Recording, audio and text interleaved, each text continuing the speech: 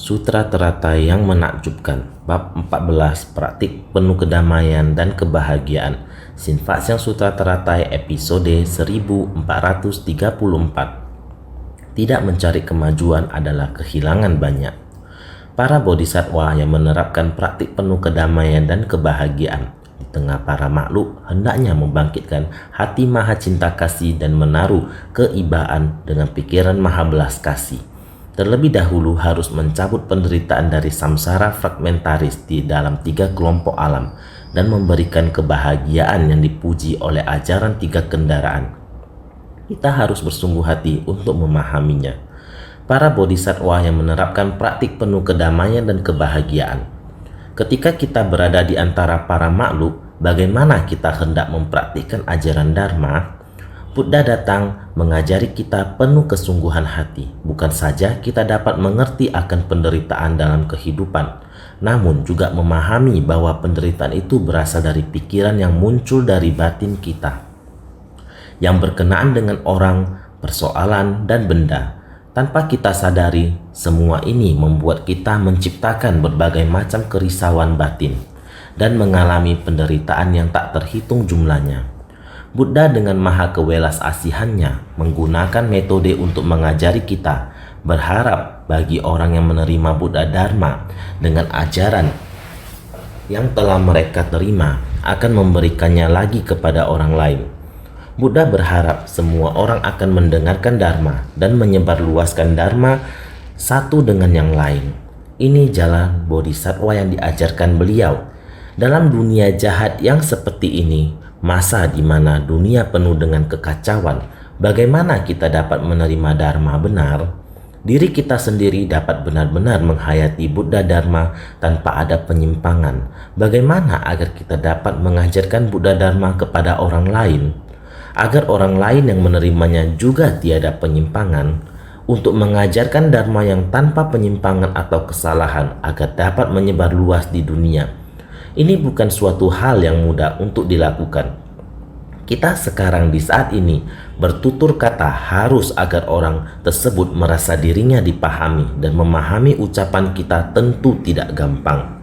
Apalagi untuk membabarkan Buddha Dharma dengan arah yang benar, agar orang yang mendengar Dharma tidak akan mengalami penyimpangan. Ini tentu lebih sulit. Jadi dalam pembicaraan akan menanyakan, apakah kalian mengerti? Mereka menjawab, kami mengerti. Tetapi ada orang yang akan menjawab, tetapi aku masih belum terlalu mengerti.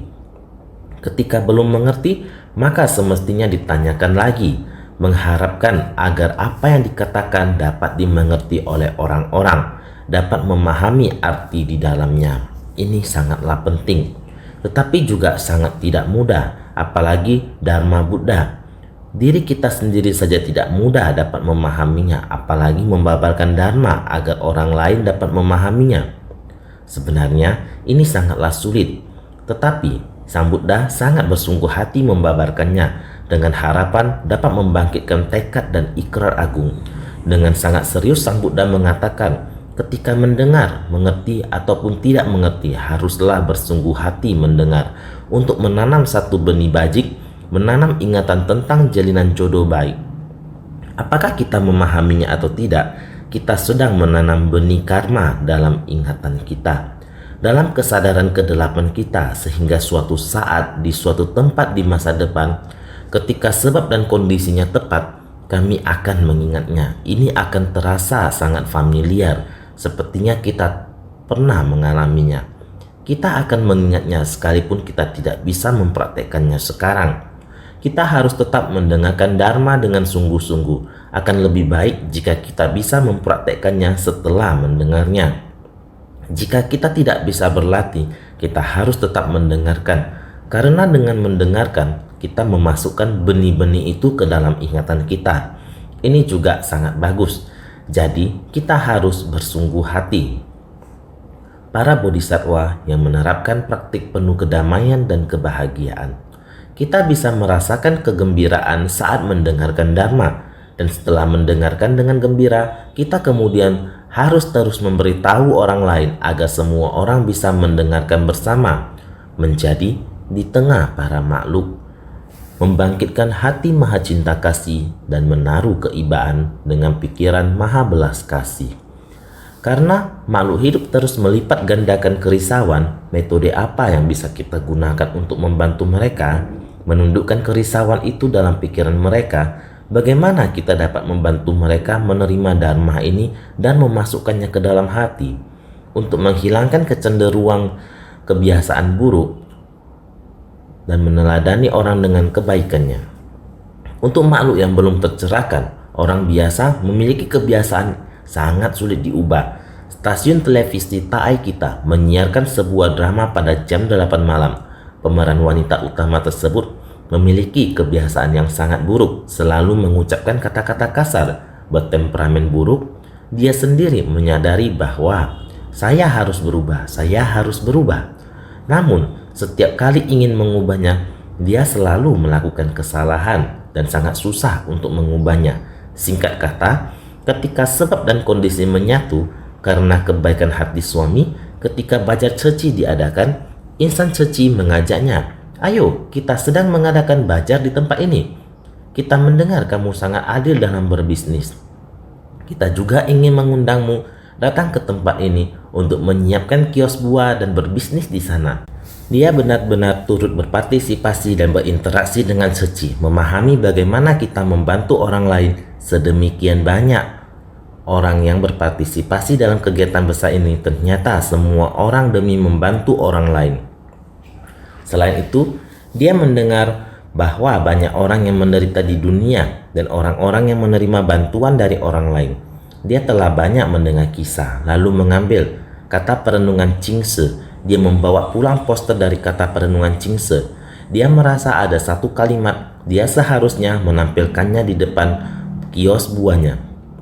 Dia demikian berbisnis, memilih sebuah tempat yang mencolok dan menempelkan kata perenungan Chingse ke atasnya. Istrinya melihat dan berpikir, apakah benar demikian? Jika mulut kita tidak baik, senantiasa mengucapkan kata-kata kasar, meskipun melakukan hal yang baik, kita juga tidak termasuk orang baik. Apakah benar demikian? Kelihatannya masuk akal. Suaminya berkata kepadanya, "Lihat saja dan hafalkan. Jika kamu bisa melafalkannya terus-menerus sebanyak 10 kali, maka saya memujimu, karena itu tidak mudah."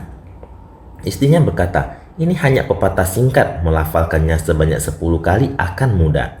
Dia berdiri di sana, menghafalkannya, dan semakin dia menghafalkan, semakin dia merasa, ini menggambarkan diri saya sendiri. Saya memiliki mulut yang tidak baik, artinya saya dianggap bukan orang yang baik. Ternyata saya adalah orang yang jahat. Yang saya lakukan hanyalah berucap tidak baik sepanjang hari. Ucapan tidak baik saya membuat saya menjadi orang yang jahat. Inilah cara dia mulai merenungkan dirinya sendiri. Bagaimanapun untuk mengubah tabiat seseorang itu sulit. Untuk mengubah ucapan kita dan mengubah cara kita berbicara juga sulit. Dia masih membawa kebiasaan tersebut dalam kehidupan sehari-hari. Tetapi sekarang dia terus-menerus berintrospeksi diri. Saat ucapannya kasar, dia berkata, "Saya membuat kesalahan lagi." Dia mulai berintrospeksi diri. Kesalahan ini yang dilakukan setiap hari. Ketika saya menonton drama ini, saya juga merasakan kenapa begitu sulit untuk berubah.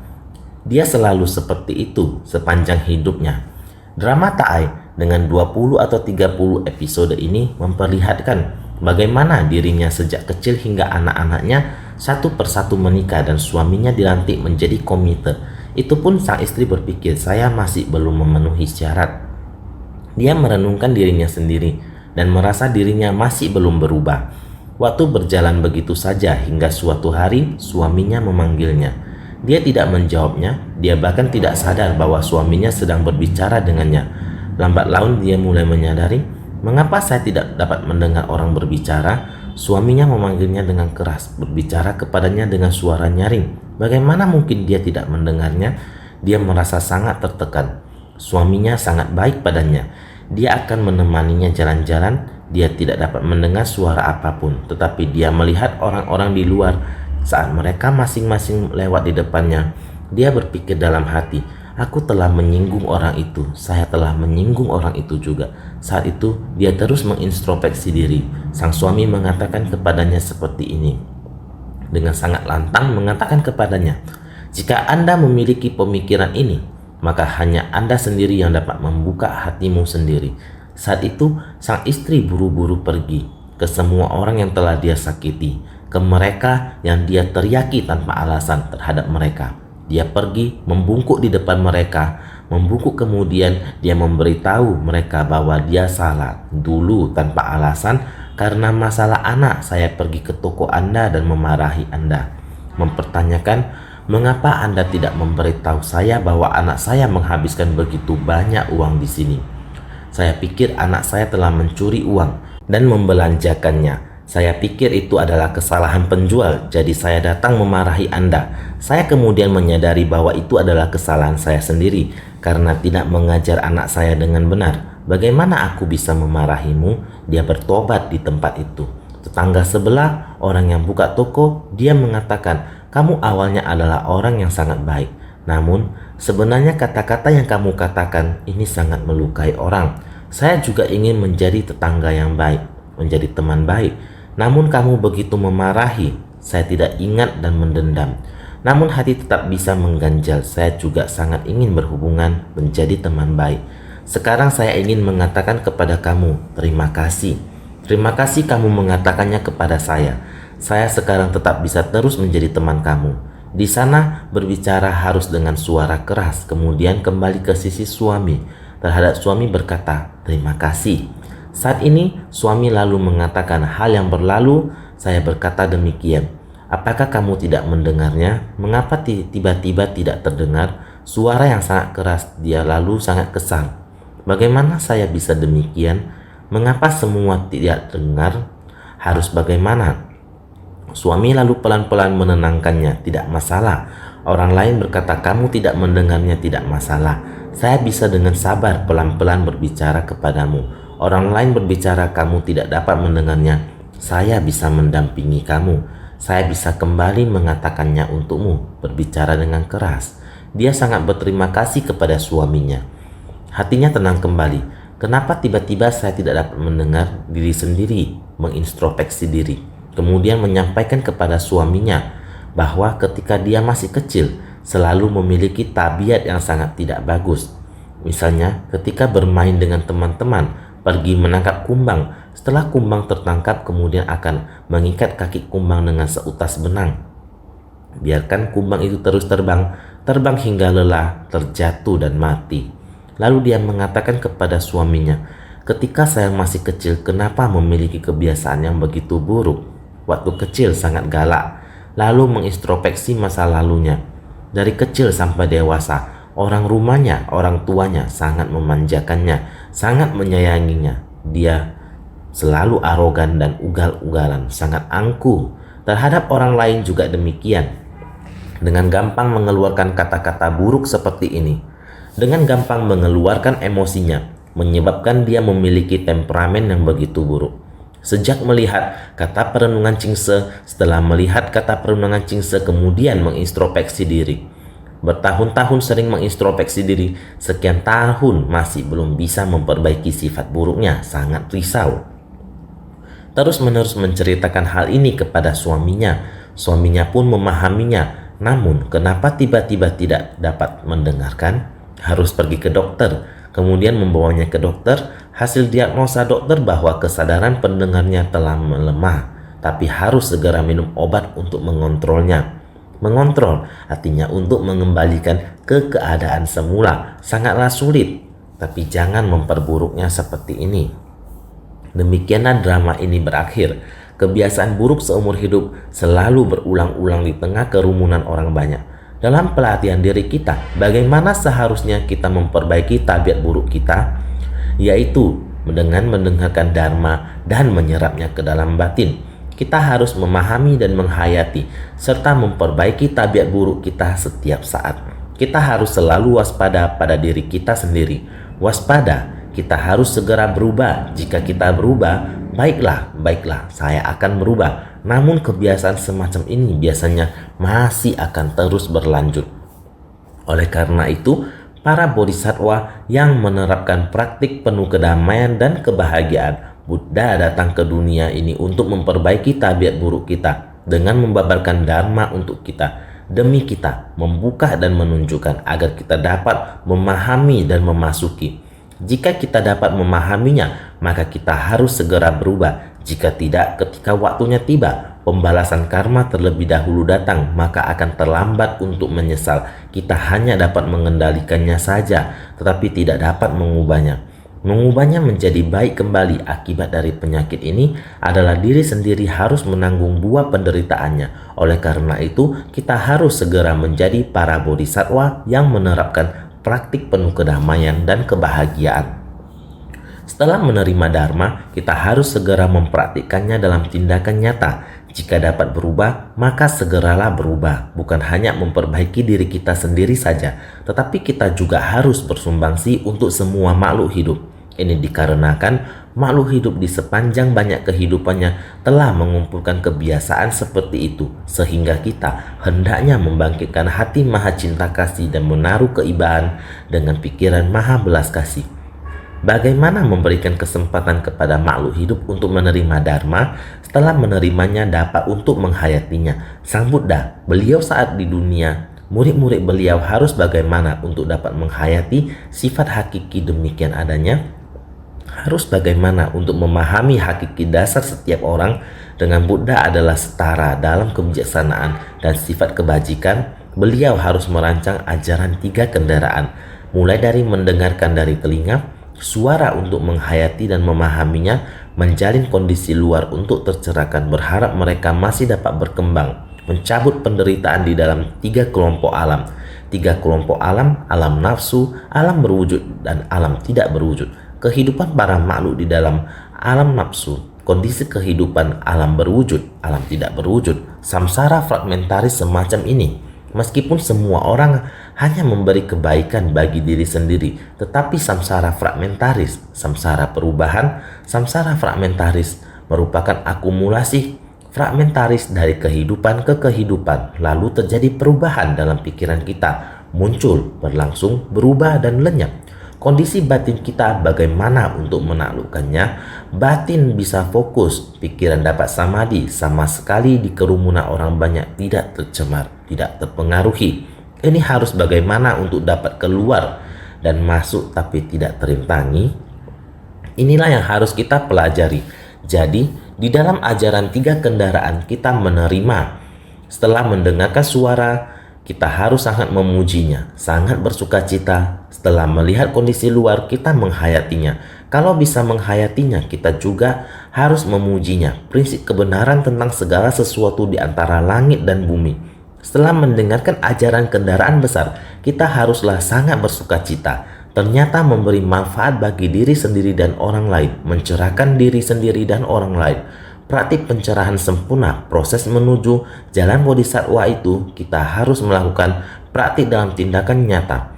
Ini di dalam kerumunan orang banyak, alam makhluk awam, alam nafsu ini kita harus mulai baik-baik dalam menghayatinya.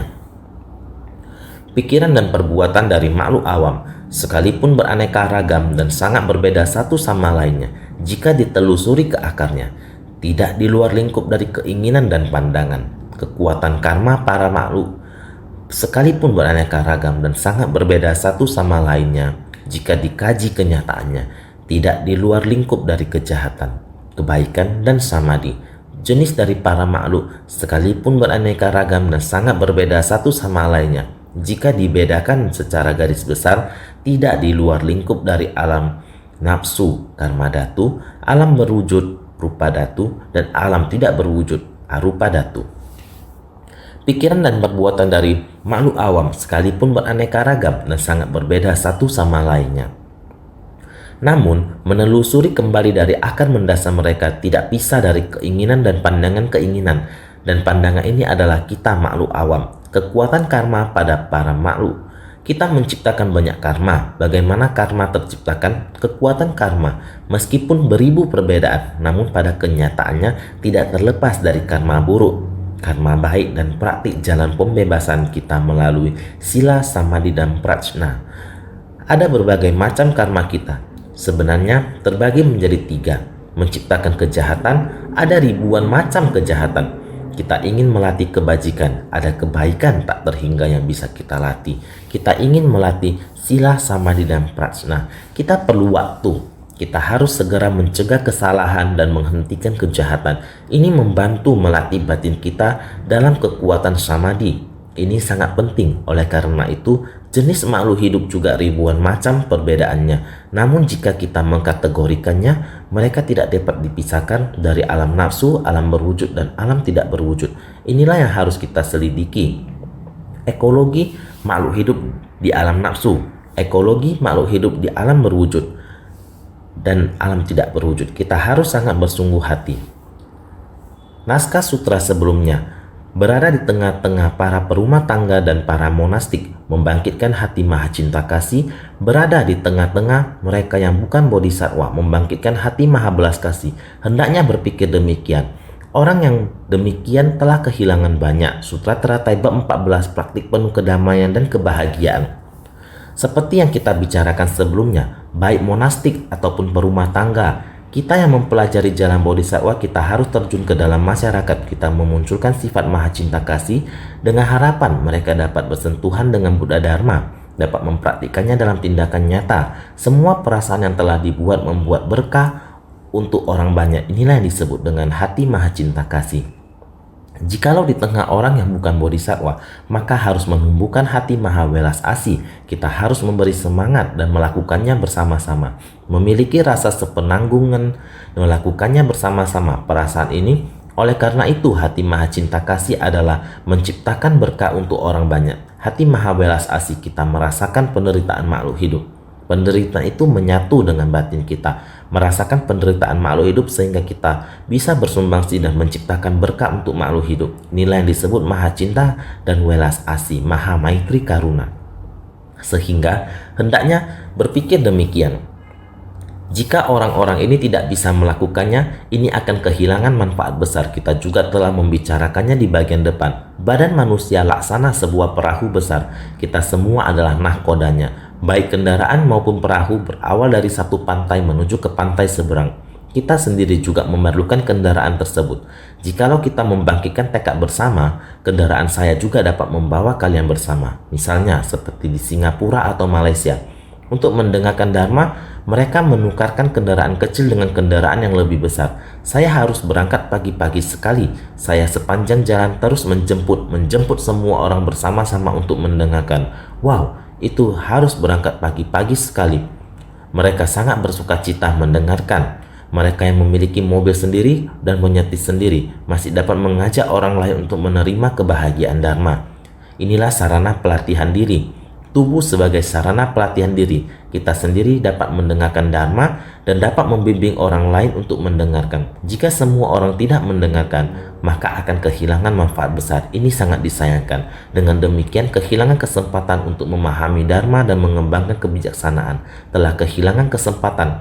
Jadi kita harus bersungguh hati untuk membimbing para makhluk.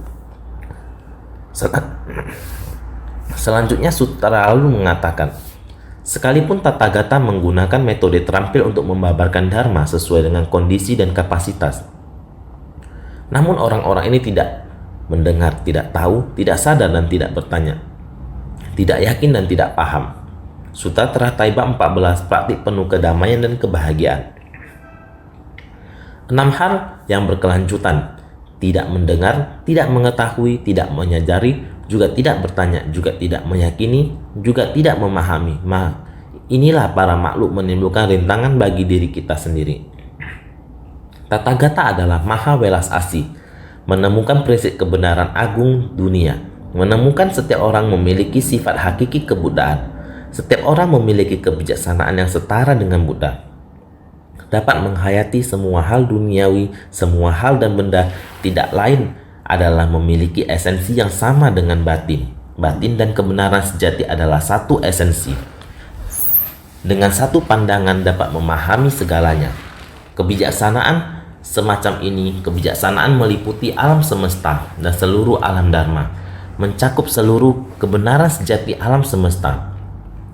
Setiap orang memiliki sifat hakiki, hanya ditutupi oleh ketidaktahuan, terus diperbanyak tanpa henti. Jadi, Tathagata merespon kapasitas dari para makhluk dan sesuai kondisi memberikan pengajaran dengan ajaran sementara. Sekalipun Tathagata menggunakan metode terampil untuk membabarkan dharma sesuai dengan kondisi dan kapasitas, Tathagata merespon kapasitas dari para makhluk dan sesuai kondisi memberikan pengajaran dengan ajaran sementara. Tepatnya dikarenakan Tathagata menerapkan kewelasasihan dan kebijaksanaan secara luas untuk mengubah para makhluk dari ketiga kapasitas secara menyeluruh, jadi membabarkan dharma sesuai dengan kondisi dan kapasitas. Sebenarnya dengan beberapa kata dapat disimpulkan, tetapi para makhluk tidak memahami sehingga harus membentuk berbagai jenis ajaran sementara untuk mengajari mereka. Ini adalah karena Tathagata merupakan kewelasasihan dan kebijaksanaan secara luas untuk mengubah para makhluk dari ketiga kapasitas secara menyeluruh dan menggunakan berbagai metode untuk membabarkan dharma sesuai dengan kondisi dan kapasitas. Maka Tathagata menuruti kapasitas dari para makhluk, menerapkan kebijaksanaan dan membagikan kewelasasihan untuk membabarkan ajaran dari tiga kendaraan sesuai dengan kapasitas dari para makhluk. Padahal ini sebetulnya bukan harapan mendasar dari Buddha.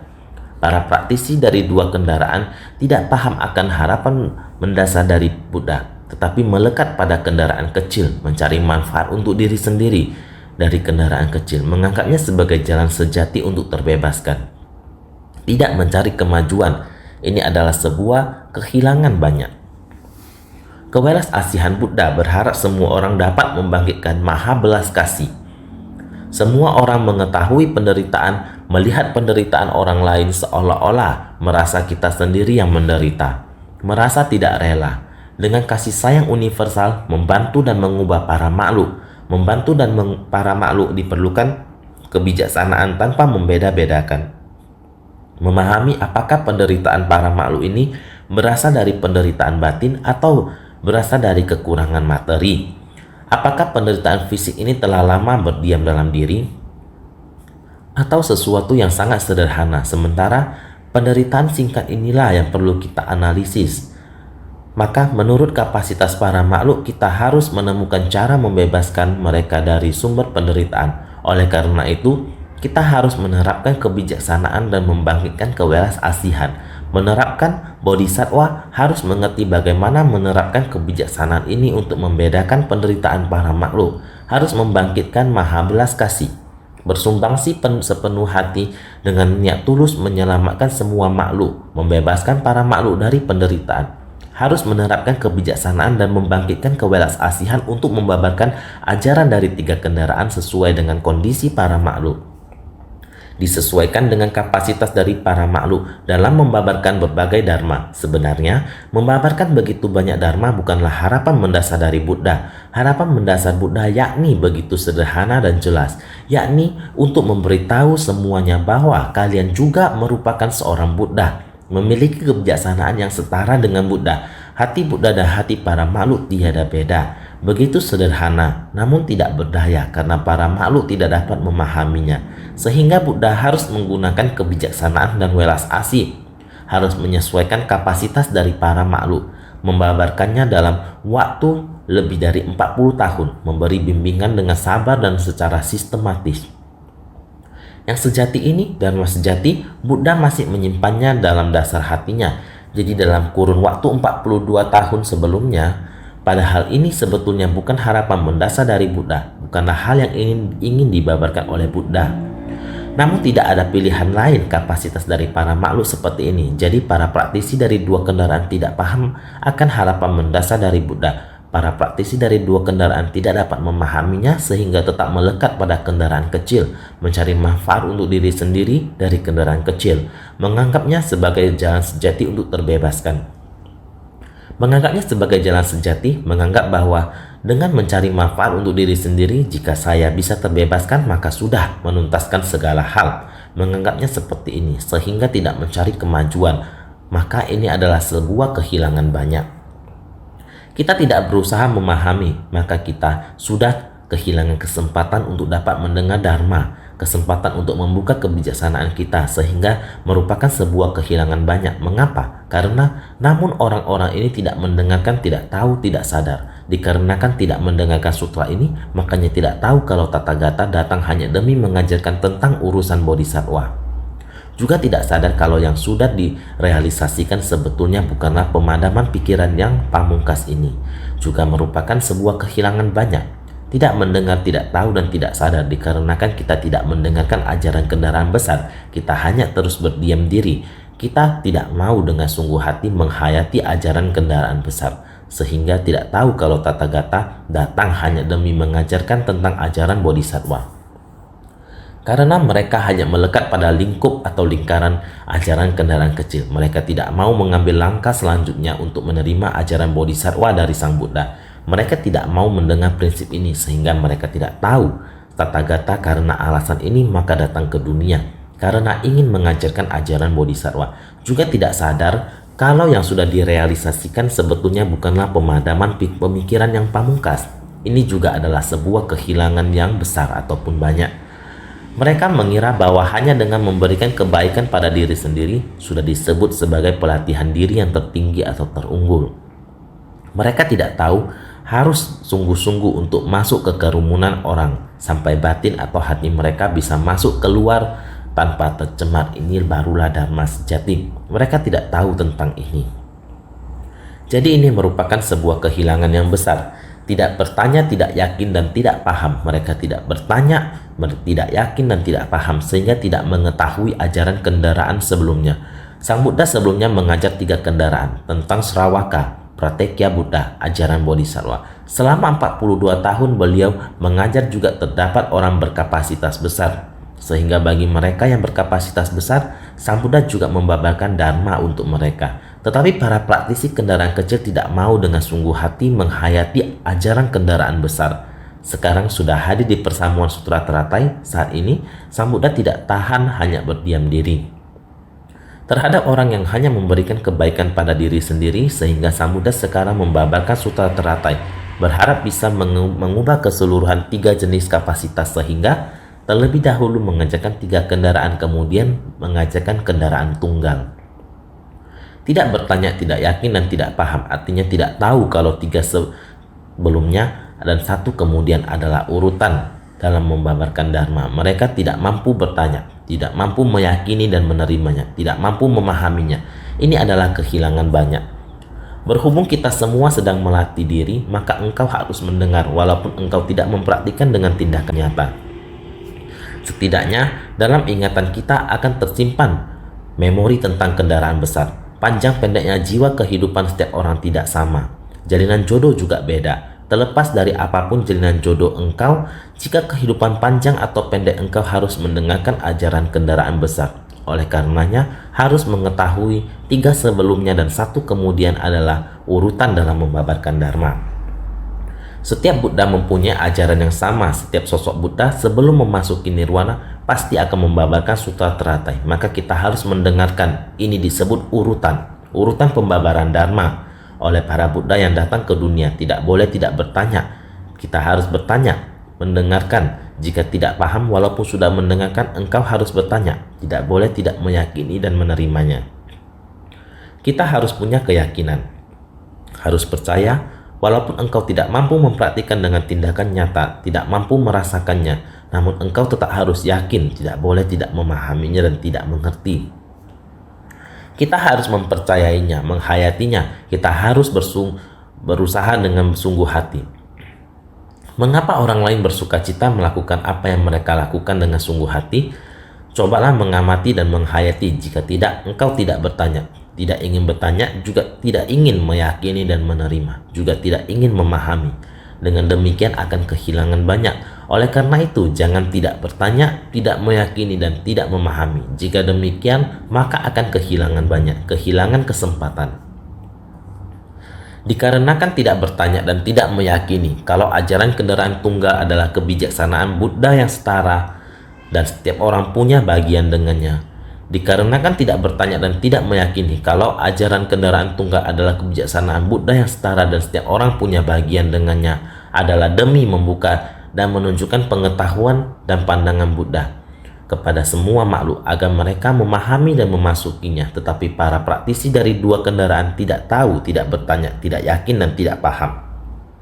Ini lebih-lebih adalah kehilangan banyak. Dikarenakan tidak bertanya dan tidak meyakini kalau ajaran kendaraan tunggal adalah kebijaksanaan Buddha yang setara dan setiap orang punya bagian dengannya. Semua orang adalah setara dengan Buddha, semua orang punya bagian dalam kebijaksanaan ini. Ini tidak hanya dimiliki oleh satu orang saja. Sebenarnya kebijaksanaan ini pada dasarnya dimiliki oleh semua orang. Karena semua orang memiliki sifat kebuddhaan. Semua orang memiliki sifat hakiki tata. Jadi kita hendaknya yakin bahwa semua orang punya bagian dalam kebijaksanaan Buddha. Karena ajaran kendaraan tunggal adalah setara, semua makhluk adalah setara, dan semua makhluk memiliki sifat kebuddhaan. Jadi semua orang memiliki bagian dengannya. Apabila kita dikarenakan tidak bertanya, tidak meyakini kalau ajaran kendaraan tunggal adalah kebijaksanaan Buddha yang setara dan setiap orang punya bagian dengannya, ini karena kita belum memahami bahwa Sang Buddha datang ke dunia hanya dengan satu tujuan. Kita sering membahas ini. Sang Buddha datang untuk membuka dan menunjukkan kepada para makhluk bahwa semua orang memiliki sifat kebuddhaan. Sang Buddha ingin semua orang tahu bahwa kita memiliki sifat kebuddhaan. Sang Buddha berharap agar para makhluk bisa memahami dan memasukinya. Pemahaman dan pandangan Buddha, lalu mereka bisa memahami bahwa mereka setara dengan Buddha. Mereka bisa mengetahui segala hal di dunia dan sama seperti Buddha. Bisa memahami prinsip kebenaran. Semua orang setara dengan Buddha. Inilah tujuan Sang Buddha datang untuk membuka dan menunjukkan hal ini kepada para makhluk. Jadi para praktisi dari dua kendaraan tidak tahu, tidak bertanya, tidak yakin, dan tidak paham. Ini lebih-lebih adalah kehilangan banyak. Jadi kalau kita tidak ingin mendengar dharma, atau kita mendengar tapi tidak ingin bertanya, atau kita bertanya namun tidak yakin dan sebagainya, maka ini semua adalah kehilangan yang banyak. Kita akan kehilangan kesempatan yang bagus karena tidak bertanya, menolak untuk yakin atau mendengar. Ini artinya kehilangan kesempatan. Jadi pengajaran dengan metode terampil dari Tathagata awalnya adalah disesuaikan dengan kapasitas dari para makhluk. Hanya saja para makhluk menggunakan batin rendahan, malah membangkitkan pandangan terbatas, tidak sadar kalau ini adalah metode terampil. Sebaliknya malah memunculkan kemelekatan. Ini karena mengikuti akar kapasitas semua makhluk, tetapi para makhluk menggunakan batin rendahan. Mereka sangat bangga, tidak sadar kalau ini adalah metode terampil. Sebaliknya malah memunculkan kemelekatan, karena kita para makhluk menggunakan batin rendahan, memberi kebaikan bagi diri sendiri, merasa puas akan pencapaian yang kecil. Kita memperoleh sedikit sudah merasa sangat bangga, sangat sombong. Saya tahu sangat banyak, saya bisa membicarakan sangat banyak, saya bisa menulis sangat banyak, dan sebagainya. Ini hanya berjalan di tempat saja. Berada di tempat itu, Anda membicarakan banyak tetapi banyak orang tidak mengerti. Anda menulis banyak tetapi orang lain tidak memahaminya. Demikianlah membiarkan waktu berlalu. Kita harus membuat orang bisa mengerti dan timbul rasa sukacita, bersedia menerima dan mempraktikkan dalam tindakan nyata.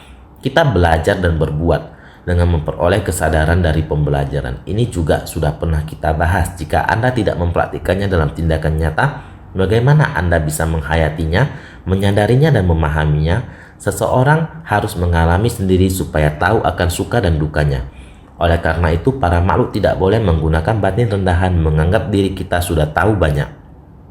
Tidak sadar kalau ini adalah metode terampil, sebaliknya malah memunculkan kemelekatan. Tidak memahami ajaran terampil yang disediakan oleh Buddha, kita menganggap demikian adalah benar. Ini sebenarnya adalah kehilangan. Untuk kita yang benar-benar ingin maju ke depan, kita harus bersungguh hati dengan baik-baik. Dasarnya adalah prinsip dari kendaraan tunggal. Ketika orang-orang mendengar dharma yang belum pernah didengar ini, mereka tidak mampu memahaminya, tidak mampu tersadarkan dan tercerahkan, dikarenakan memiliki keraguan, lalu tidak mampu bertanya. Makanya keraguan tidak terhapus dan tidak memunculkan keyakinan mendalam. Dikarenakan tidak yakin, makanya tidak memulai pelatihannya, makanya tidak benar-benar memahaminya, sehingga akan kehilangan dharma menakjubkan di jalan pencerahan untuk selamanya. Itu sebabnya mereka kehilangan sangat banyak. Prinsip dari satu kendaraan, tetapi pada semua yang kita dengar, tetap melekat pada pembabaran kendaraan kecil. Kendaraan besar dharma yang sesungguhnya adalah sesuatu yang belum pernah mereka dengar sebelumnya.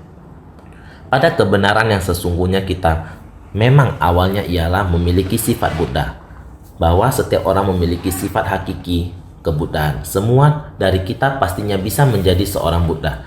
Berapa lama waktu yang dibutuhkan untuk menjadi Buddha? Apakah kita harus melewati berkalpa-kalpa yang tak terhitung jumlahnya? Jika kita menggunakan batin rendahan, maka kita akan membutuhkan berkalpa-kalpa yang tak terhitung jumlahnya.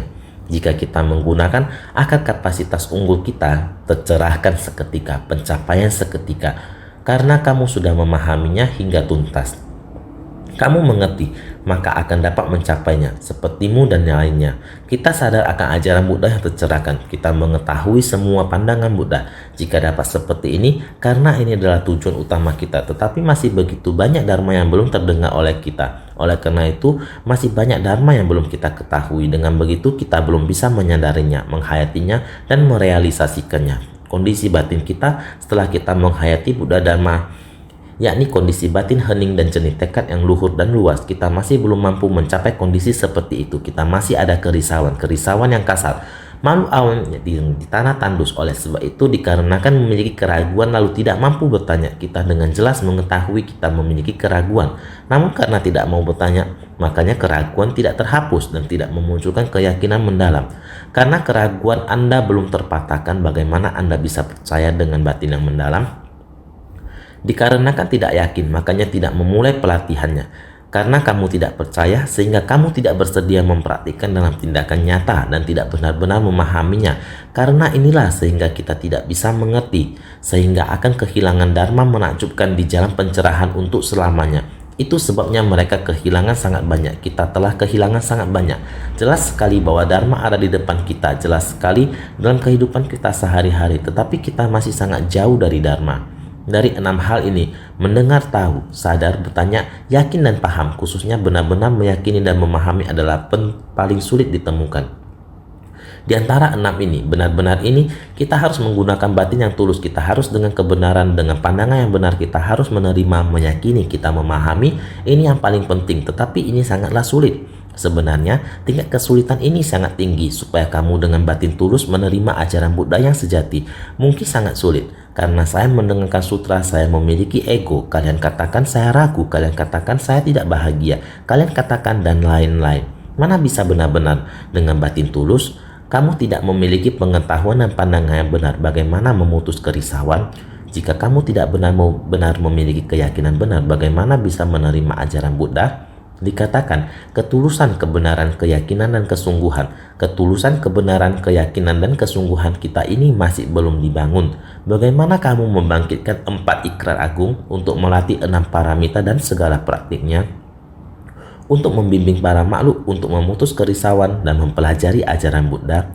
Semua ini tidak ada. Kamu harus bagaimana mencapai kebuddhaan. Singkat kata, kehidupan semua berada pada aku, keberadaan aku, sehingga karena adanya aku membuat kita tidak bahagia. Lingkungan batin hanya dengan menyelaraskan diri sendiri, yang lainnya tidak bisa apa-apa, sehingga berharap semua orang menggunakan metode memikirkan cara, sehingga harus senantiasa lebih bersungguh hati.